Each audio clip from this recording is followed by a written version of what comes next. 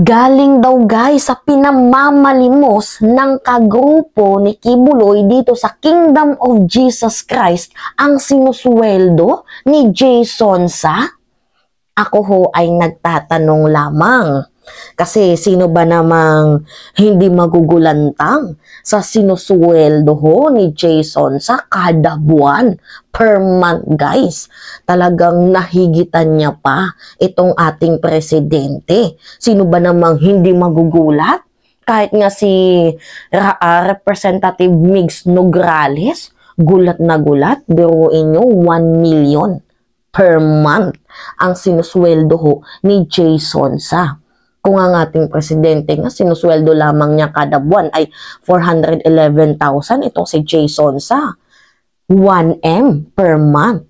Well, hindi na din naman talaga tayong magtataka kung itong ang si Ka Eric at itong si Lorraine Badoy, di ba, nagpapakalap lang ng fake news. Meron agad 100,000 per month. Ito pa kayang mas matindi magpakalap ng fake news na si Jason Sa.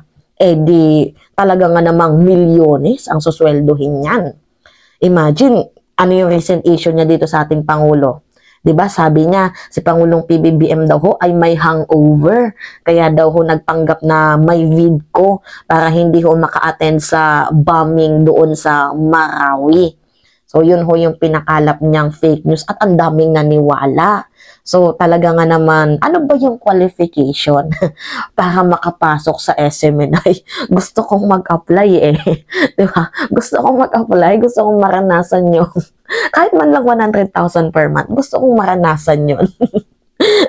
Anyway, ito na nga guys, yung admittance ni Jason Sa kung saan niya inamin na sumusweldo siya ng 1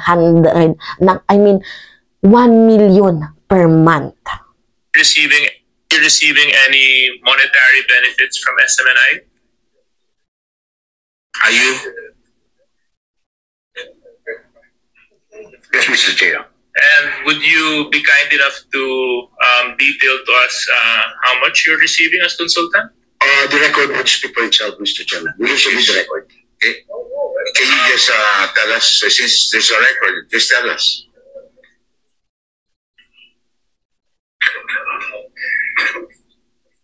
Sizable amount, Mr. Chairman. Which is? This is 1 million. How much? 1 million. Million. Per month. Per month. Yes. Thank you very much. Oh, see? 1 million per month. Talaga nga namang naka-record ba yan sa BIR? Para naman kahit papano nakakapagbayad ng buwis ng tax itong si Jason Sa. Alam ba yan ng BIR?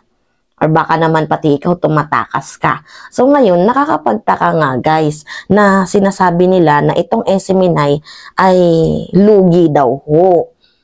Nalulugi ang SMNI pero ang sinusweldo ng staff, ng anchors, ng SMNI ay 100,000 at million per month. So ang tanong dito, saan ho nanggagaling ang pera na pinapasweldo ni Kibuloy dito sa mga anchors niya sa SMNI? Diba? Nakakaloka. So ngayon guys, bigla akong napagtanto kasi ito alam nyo naman, ako guys, naniniwala talaga ako sa freedom of religion.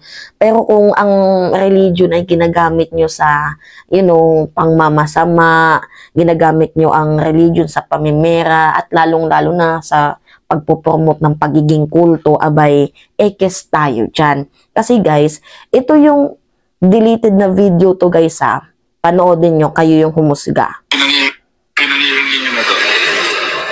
Hindi totoong katoliko ka. Sisinungaling ka. Ano ginagawa mo rito? Bawal yan kay Kibuloy ka eh. Di ba? Hindi. Kay Kibuloy ka. Ayan nataling kita sa pulista. Di mo pati sa airport, ginaganyan nyo. Sinisira nyo pangalan ng mga Pilipino. Nakakahiya kayo. Ginagawa nyo mga pulubi mga Pilipino. The Children's Chief Foundation, the KJC's money, under the Kingdom of Jesus Christ Church. So you are from Mr. Kibuloy, Pastor Kibuloy, yeah? Yes or no? It's under sa... See? Alam nyo, yung simpleng pamamalimos ho ng mga kagrupo dito sa Kingdom of Jesus Christ ni Pastor Kibuloy doon sa Amerika, talaga nga namang malaking pera yan kapag kinonvert yan into peso.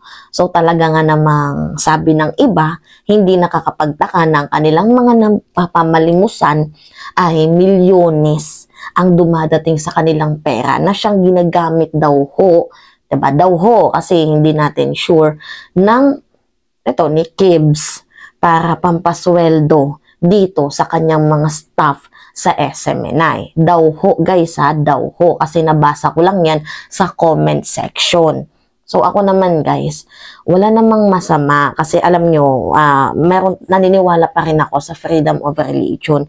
Pero hindi naman ata tama na, nakakabanas ng damdamin. Kasi imagine yung mga film na tao na nandoon sa Amerika, nabanas at nainis sa pinanggagawa ng miyembro ni Pastor Gibbs.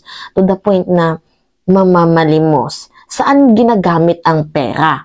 So, yan yung tanong natin. Hindi ko alam kung ginagamit, guys, ni Pastor Kibuloy itong pera na to para pampasweldo sa kanyang anchors. Kasi ang sabi, nalulugi ng SMNI. Pero ang sinusweldo ay napakalaki, di ba? Ng mga anchors niya. Meron bang nalulugi tapos sinusweldo 100,000 to 1 million per month? So, nakakapagtaka, saan galing ang pera?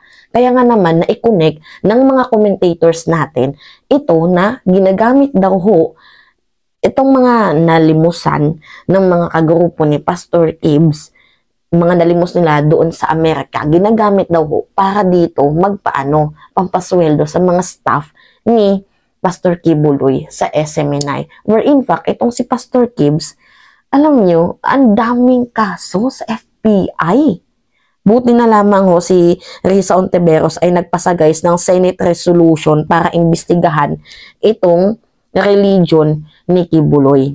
Senate probe sought versus Kibuloy religious group. Yung committee pa naman hawak ni Risa Ontiveros. Paktay kayo dyan.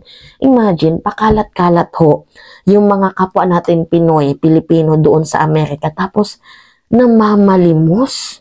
Inaabuso nila guys ang relihiyon, which is hindi naman dapat. Diba? Nakakawalang gana. Nakakabagot kasi pinagmumukha nilang kaawa-awa, pinagmumukha nilang, you know what guys, parang tinatapak-tapakan na lamang ho ang ating pagkatao doon sa Amerika, bagkus dahil nga sa mga ganitong Pinoy na ang ginagawa nila na mamalimos.